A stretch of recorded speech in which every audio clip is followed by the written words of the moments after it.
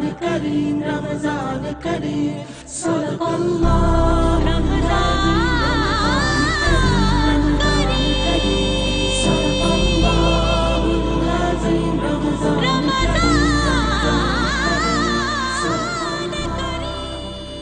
اعوذ باللہ من الشیطان الرجیم بسم اللہ الرحمن الرحیم۔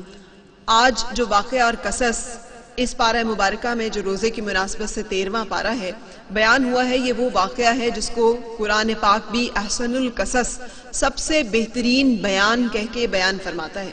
اور شان نزول کچھ اس طرح سے ہے کہ یہودی رسول پاک صلی اللہ علیہ وسلم کی خدمت میں پیش ہوتے ہیں، اور ایک سوال جو اٹھتا ہے وہ یہ ہے کہ جب حضرت ابراہیم علیہ السلام جو ہیں ان کا تعلق کنعان سے ہے اور وہ وہاں پر آباد ہیں، تو اس کے بعد حضرت موسیٰ علیہ السلام مصر سے لے کر بنی اسرائیل کو نکل رہے ہیں، تو وہاں تک کا سفر کیوں کر طے ہوا؟ تو اللہ تعالیٰ یہ پورا واقعہ جو ہے پوری صراحت کے ساتھ پوری تفصیل کے ساتھ بیان فرماتے ہیں۔ یہ ایک واحد جگہ ہے جہاں پر ایک نبی کے اوپر مکمل ایک صورت اور مکمل اس کے احوال اور ڈیٹیلز کے ساتھ باریکیوں کے ساتھ نازل ہوئی۔ جو مفسرین ہیں ان کا یہ ماننا ہے کہ حضرت یوسف علیہ السلام نبی تھے، رسول نہیں تھے۔ رسول وہ ہوتا ہے جو ایک اپنی کتاب لے کر آتا ہے، اللہ کا احکام جو ہے اس کو بیان فرماتا ہے، جبکہ نبی وہ ہوتا ہے جو پچھلے آئے ہوئے رسولوں کی تائید کرتا ہے اور اللہ تعالیٰ کے پیغام کی طرف بلاتا ہے۔ کچھ سلسلہ اور آغاز ہوتا ہے تو حضرت ابراہیم علیہ السلام کے پاس وہ فرشتے جو کہ قوم لوط جو کہ حضرت ابراہیم علیہ السلام کے بھتیجے ہیں کو عذاب دینے جا رہے ہوتے ہیں، تو بشارت دیتے ہیں وہ وہاں جانے سے پہلے حضرت ابراہیم علیہ السلام اور حضرت سارہ کو کہ آپ کے ہاں ایک بیٹا ہوگا جو اسحاق، اور اس کے ساتھ ساتھ ایک پوتے کی بشارت دی جاتی ہے جس کا نام قرآن پاک میں یعقوب بیان ہوتا ہے۔ یہ یعقوب علیہ السلام جو ہے ان کی آگے سے اولاد حضرت یوسف علیہ السلام۔ حضرت یعقوب علیہ السلام جو ہیں کنعان میں پیدا ہوئے، اور وہاں سے جو آگے جو سلسلہ ہے کہ ان کا لقب جو اسرائیل ان کو پکارا گیا، اس کی وجہ یہ ہے کہ انہیں خدا کا سپاہی اور پہلوان کہا گیا۔ اور یہ واقعہ جو ہے یہ تورات میں جس طرح سے بیان ہوا وہ یہ ہے کہ ایک رات ایک فرشتہ حضرت یعقوب کے خیمے میں گھس آیا اور یہ دونوں زور آزمائی کرنے لگے۔ یہ سلسلہ صبح تک جاری رہا، وہ فرشتہ غالب نہ آ سکا۔ جانے سے پہلے فرشتے نے یعقوب کی ران کو اندر کی طرف سے چھوا اور اس کی نس چڑھ گئی، اور اسی وجہ سے چونکہ وہ زور آزمائی کرتے رہے تو فرشتے نے سے کہا کہ آج سے آپ کا نام جو ہے اسرائیل ہے۔ بعد میں یہ اسرائیل کے 12 قبائل کا قومی نام بن گیا، اور ایک سلطنت قائم ہوئی جو کہ حضرت یعقوب علیہ السلام کے ایک فرزند یہودا، جس کی سلطنت جو ہے یہ بحیرہ مردار سے اور بحیرہ روم کے درمیان تھی، اور باقی 10 قبائل کی جو ہے وہ شمالی فلسطین میں تھی۔ قرآن پاک اس واقعے کا آغاز کرتا ہے اور فرماتا ہے کہ حضرت یعقوب علیہ السلام جن کی کہ جو 4 بیویاں تھیں، اور ان 4 بیویوں کے نام لیا، راحیل، زلفا اور بلہا تھے، ان سے 12 اولادیں ہیں، اور ان 12 اولادوں میں بلہا سے دان اور نفتالی، زلفا سے جد اور اشر، اور لیا سے روبن، شمعون، لاوی، یہودا، اشکار اور زبلون، اور راحیل سے حضرت یوسف علیہ السلام اور ان کے بھائی بنیامین۔ اب یہ آپس میں ایک دشمنی، ایک تفاوت ہے، اور یاد رہے کہ یہ دشمنی اور یہ تفاوت یہود کا خاصہ رہی ہے، اور اس سے پہلے ابھی تک جو ہمارے ساتھ بھی مسلمانوں کے ساتھ، اور بنی اسماعیل اور بنو اسحاق کا بھی جو تصفیہ ہے وہ بھی اسی وجہ سے ہے کہ وہ یہ سمجھتے ہیں کہ وہاں پر بھی سوتیلا پن انہوں نے روا رکھا رسول پاک صلی اللہ علیہ وسلم اور ان کی امت سے، اور یہی اس سے پہلے یہ واقعہ بیان ہو رہا ہے، اور یہ شاید رسول پاک صلی اللہ علیہ وسلم کی تسکین کے لیے اور ان کے اوپر ایک جو اللہ تعالیٰ نے ایک الہام نازل کیا، ایک وحی نازل کی جس میں پورا واقعہ بیان ہوا۔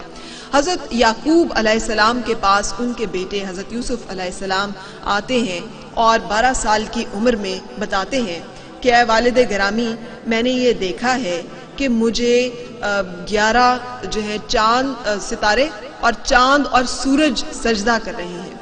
والد گرامی جو کہ نبی ہیں خود اور اللہ تعالیٰ کی طرف سے ایک پیغمبر، ایک برگزیدہ بزرگ اور پیغمبر ہیں، ان کو اندازہ ہو جاتا ہے کہ میرا یہ بیٹا شان مرتبے میں اللہ کی طرف سے کوئی ایسا مقام پائے گا جس کی وجہ سے اسے وہ قدر و منزلت حاصل ہوگی جو شاید ان کی نسل میں کسی اور کو حاصل نہ ہو سکے۔ وہ اپنے بیٹے کو تاکید کرتے ہیں کہ میرے بیٹے، اپنا یہ خواب اپنے بھائیوں سے بیان نہ کرنا کہ وہ تمہیں کوئی نقصان نہ پہنچائیں۔ اب اس کے بعد قرآن حکیم بیان فرماتا ہے وہ واقعہ جو ہم سب کے لیے ایک مثال ہے کہ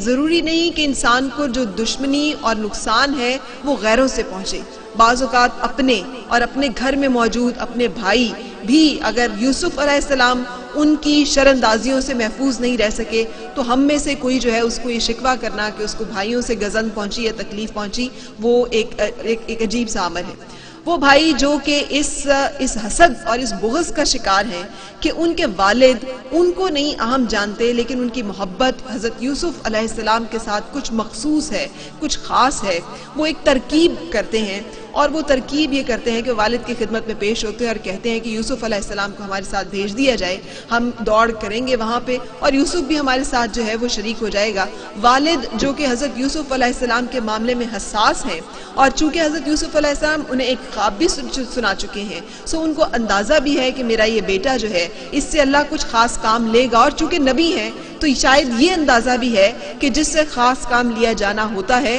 اس کو کچھ خاص مراحل سے بھی گزارا جاتا ہے. تو ایک خوف بھی شاید، ایک اندیشہ بھی لاحق ہے کہ میرے اس بیٹے کو کہیں کوئی گزن نہ پہنچے. تو وہ اپنی اولاد کو جو کہ والد کے لیے یکساں ہیں منع کرتے ہیں کہ وہ یوسف کو نہ لے کے جائیں، لیکن وہ بضد رہتے ہیں کیونکہ انہوں نے سوچ رکھا ہے، ایک امر ایک ارادہ کر لیا ہے اور وہ حضرت یوسف علیہ السلام کو بہلا پسلا کے اپنے ساتھ لے جانے میں کامیاب ہو جاتے ہیں والد کی اجازت سے. جب یہ وہاں پر پہنچتے ہیں تو اپنی اس ترکیب پہ عمل کرتے ہیں کہ ہم یوسف علیہ السلام کو مار دیں اور اس کے بعد والد کو بتا دیں کہ انہیں بھیڑیا کھا گیا تھا. تو ان میں سے مختلف روایات ہیں لیکن ایک روایت کے مطابق یہودا جو بھائی تھا وہ کٹر تھا اس معاملے میں، جو کہ سب سے بڑا مانا گیا ہے، اور وہ اتنا شدت پسند تھا کہ وہ چاہتا تھا کہ حضرت یوسف علیہ السلام کو ختم کر دیا جائے. جبکہ ایک بھائی لاوی کے دل میں اللہ تعالیٰ نے یہ امر ڈالا، محبت ڈالی بھائی کی، اور اللہ نے چونکہ اپنا ایک قصد اور اللہ تعالیٰ کا اپنا ایک پلان تھا، سو اس پلان کو امپلیمنٹ کرنے کے لیے اس بھائی نے یہ تجویز دی کہ قتل کرنے کے بجائے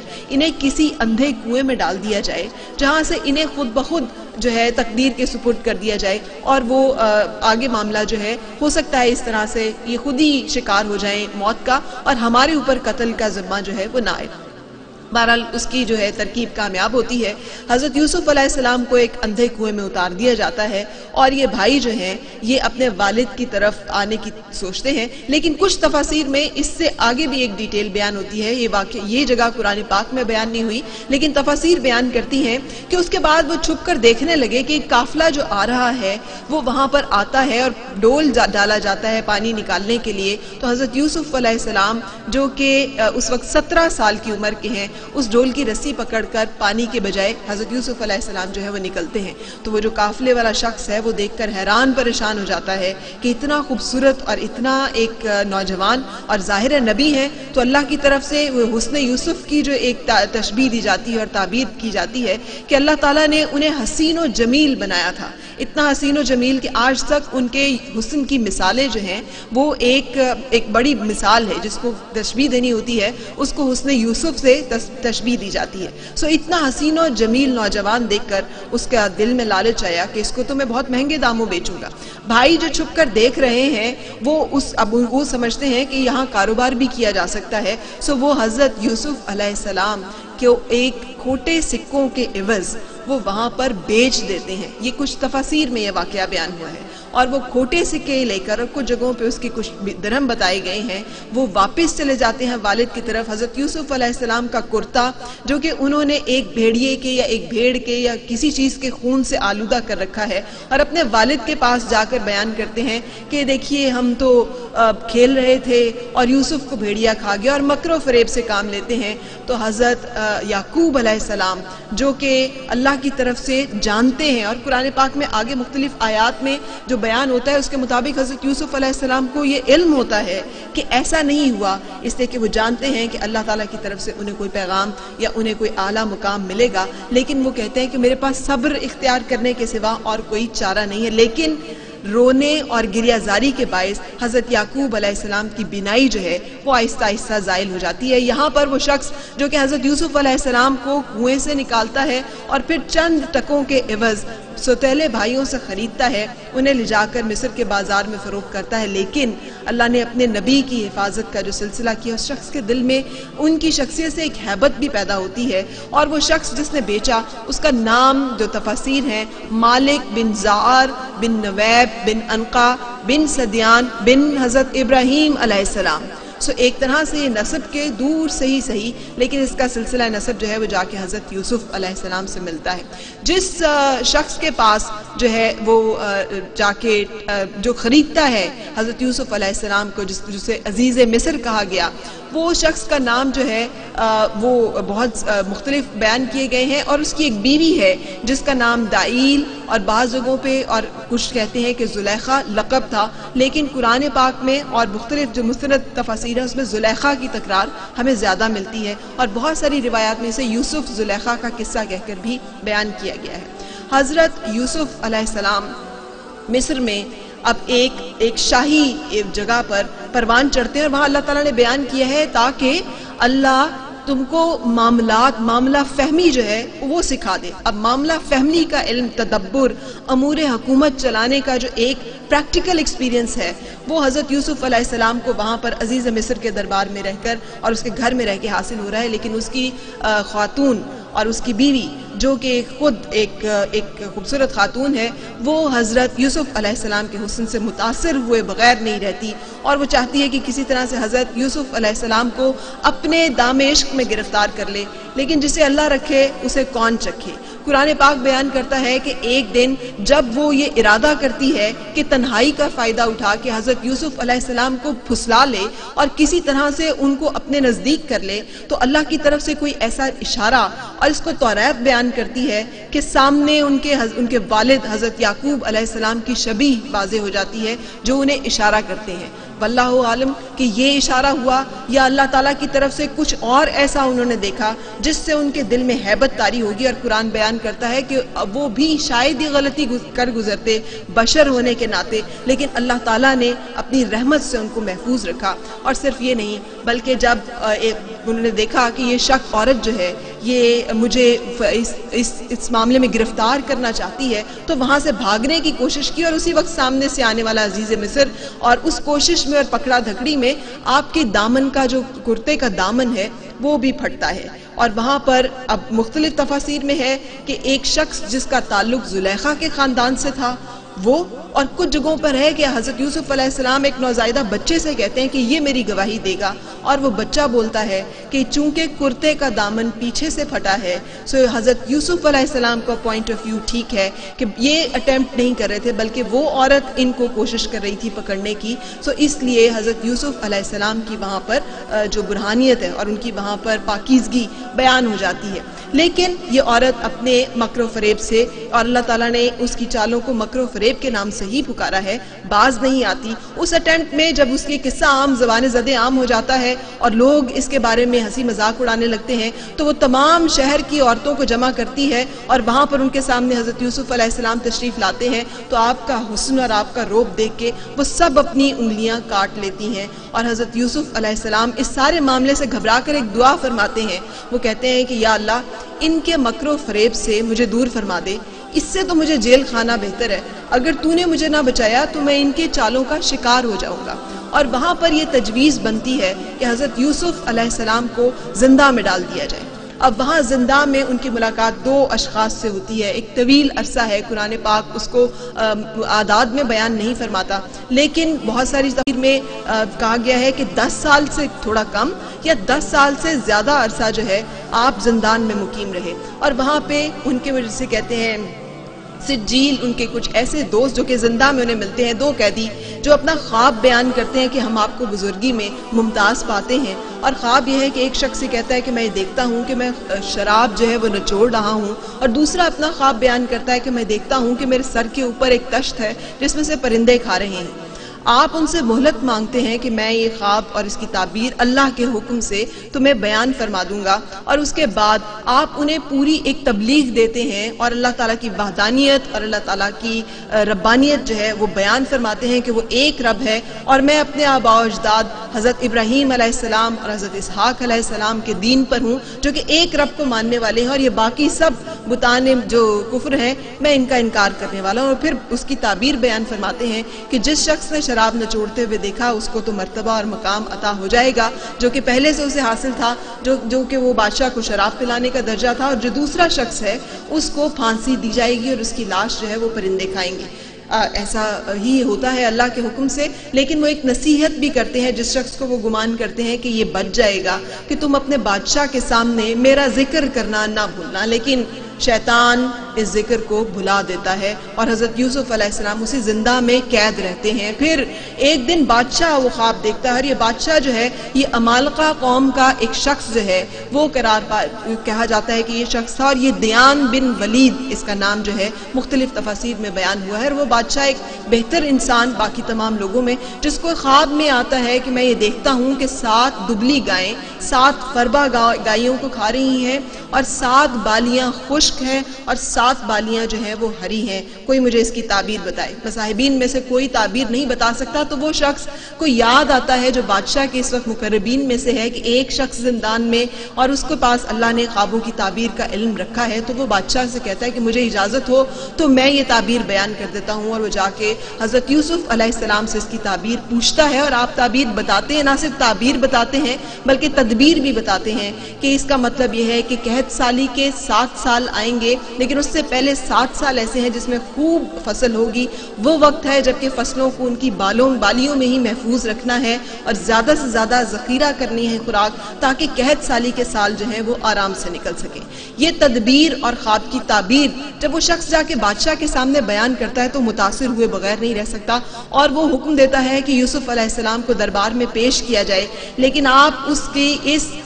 دی گئی آفر کو اویل کرنے سے پہلے ایک شرط لگاتے ہیں کہ میں چاہتا ہوں کہ وہ جو مجھ پہ الزام لگا تھا اس کے بارے میں پہلے تحقیق کی جائے کہ وہ کیا تھا. بادشاہ کے پاس یہ معاملہ پہنچتا ہے تو وہ زلیخا سمیت تمام عورتوں کو وہاں پہ اپنے دربار میں بلا لیتا ہے اور ان سے پوچھتا ہے کہ وہ جو تم لوگوں نے انگلیاں کاٹی تھیں اور حضرت یوسف علیہ السلام کا کیا قصہ ہے. تو وہ آپ کی پاکیزگی اور اس کے ساتھ ساتھ آپ کی معصومیت کی گواہی دیتی ہیں اور کہتی ہیں یقیناً ہم نے اس میں کوئی برائی نہیں پائی. کچھ جگہوں پہ یہ بیان ہے کہ اس سے آگے کا جو بیان ہے وہ حضرت یوسف علیہ السلام کا ہے کہ میں یہ چاہتا تھا کہ یہ قصہ کھل کر بیان ہو تاکہ میری بریت ثابت ہو، تاکہ میری گواہی ہو کہ میں اس معاملے میں بالکل بے قصور تھا اور میں نے اس شخص کی جو کہ میرا آقا تھا جس نے مجھ پہ احسان کیا، میں نے اس کی امانت میں خیانت نہیں کی، میں نے اس کی بیوی کے اوپر بری نگاہ نہیں رکھی. اور کچھ جگہوں پہ ہے کہ اس وقت تک زلیخا جو ہے وہ اتنا معتوب ہو چکی تھی اور وہ بھی عشق الہی میں گرفتار ہو گئی تھی اور اس نے خود جس نے پہلے الزام لگایا تھا اس نے خود حضرت یوسف علیہ السلام کی معصومیت کا نہ صرف اقرار کیا بلکہ گواہی دی، جس کے بعد آپ کے اوپر لگا ہوا وہ داغ ہمیشہ کے لیے چھٹ گیا. آپ نے ایک اور بات کی وہاں دربار میں کہ مجھے جو خزانے ہیں زمین کے ان کے لیے اوپر وزیر مقرر کیا جائے، اس کے اوپر حاکم مقرر کیا جائے، کیونکہ نمبر 1 میں امین ہوں، امانت دار ہوں، نمبر 2 میں علم رکھتا ہوں. یہ آج تک کسی بھی منصب کے لیے کرائیٹیریا جو حضرت یوسف علیہ السلام نے بیان کر دیا کہ یہ 2 صفات بنیادی ہیں اور وہ بادشاہ جو کہ ان کے علم سے اور ان کی شخصیت سے متاثر تھا وہ آپ کو مقرر کر دیتا ہے. اور آپ اتنا حسن معاملہ کے ساتھ یہ ساری معاملہ چلاتے ہیں کہ وہ 7 سال جو اس میں کہ بہت فصلیں ہوتی ہیں، ذخیرہ خانے بنائے جاتے ہیں جہاں خوراک محفوظ کی جاتی ہے، اور جب 7 سال قحط سالی کے آتے ہیں تو مصر وہ واحد جگہ ہے جہاں سے خوراک ملتی ہے اور دور و نزدیک سے لوگ خوراک حاصل کرنے کے لیے آتے ہیں. یہ شہرت کنعان میں بھائیوں تک بھی پہنچتی ہے اور وہ سفر اختیار کرتے ہیں. وہ قافلوں پہ ایک قافلے میں 10 بھائی جو ہیں جس میں سے بنیامین کو حضرت یعقوب علیہ السلام اجازت نہیں دیتے ساتھ آنے کی کہ حضرت یوسف کی خوشبو آتی ہے ان کو اپنے اس بیٹے میں سے اور وہ اسے اپنے قریب تر رکھتے ہیں. جب یہ بھائی حضرت یوسف علیہ السلام کے دربار میں پیش ہوتے ہیں تو وہ پہچان لیتے ہیں اپنے بھائیوں کو،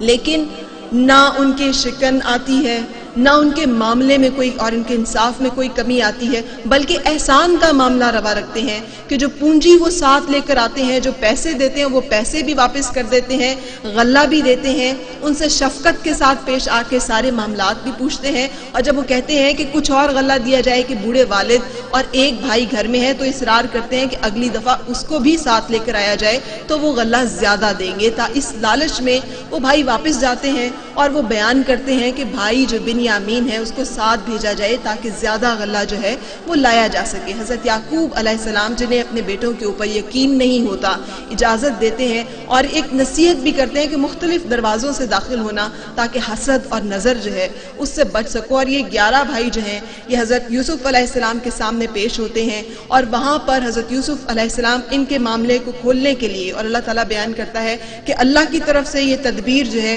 उन्हें बताई जाती है कि वो एक प्याला अपने इस बिन्यामीन भाई के सामान में छुपा देते हैं। और जब ये पुकार पड़ती है कि वो चोरी कर लिया गया है और इस काफिले को रोका जाता है और सवाल किया जाता है, तो वो कहते हैं कि जिसके सामान में से निकलेगा आप उसको रख सकते हैं, क्योंकि हज़रत याकूब अलैहिस्सलाम ने एक कसम दे के अपने बेटों को रवाना किया होता है कि या तो तुम इसको साथ लेके वापस आओगे या फिर तुम में से कोई भी वापस ना आए। हालात अगर इस दर्जे बन जाएं तो फिर तुम सब जो है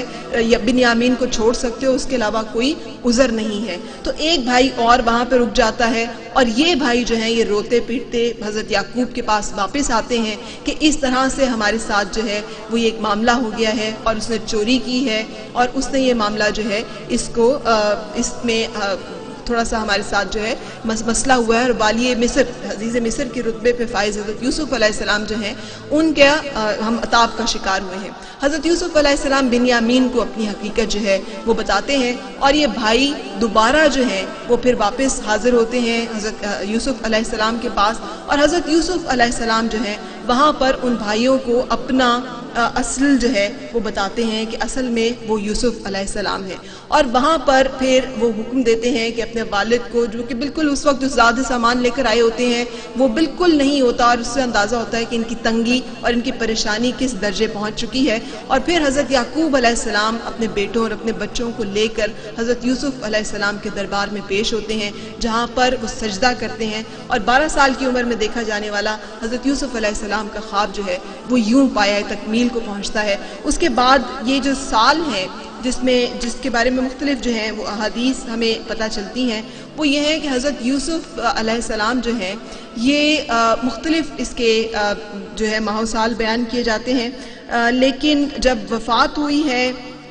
हज़रत याकूब अलैहिस्सलाम की तो तकरीबन वो उससे पहले 13 बरस जो हैं हज़रत यूसुफ के साथ रहते हैं। और फिर वो वसीयत फरमाते हैं कि मुझे दफन जो है मेरे इलाके में ही किया जाए, जो कि कुनान का एक इलाका जरियान है। और वहाँ पर हज़रत याकूब अलैहिस्सलाम को ले जाकर तदफीन की जाती है। हज़रत यूसुफ अलैहिस्सलाम का जब विसाल होता है तो वो भी यही वसीयत फरमाते हैं कि मुझे भी मेरे आबा और अजदाद के साथ दफन किया जाए। और इसकी तकमील हज़रत मूसा अलैहिस्सलाम करते हैं जब वो कुप्तियों से, फिरौनियों से बनी इसराइल को निकाल कर मिस्र से हिजरत करते हैं, तो वो ताबूत जिसमें कि हज़रत यूसुफ अलैहिस्सलाम होते हैं वो साथ लेकर जाते हैं ताकि वहाँ जाकर उन्हें मदफून किया जा सके। ये वाक़या बहुत तवील है लेकिन इसमें कुछ और ऐसी डिटेल्स हैं जिसका बयान होगा, लेकिन उससे पहले एक ब्रेक।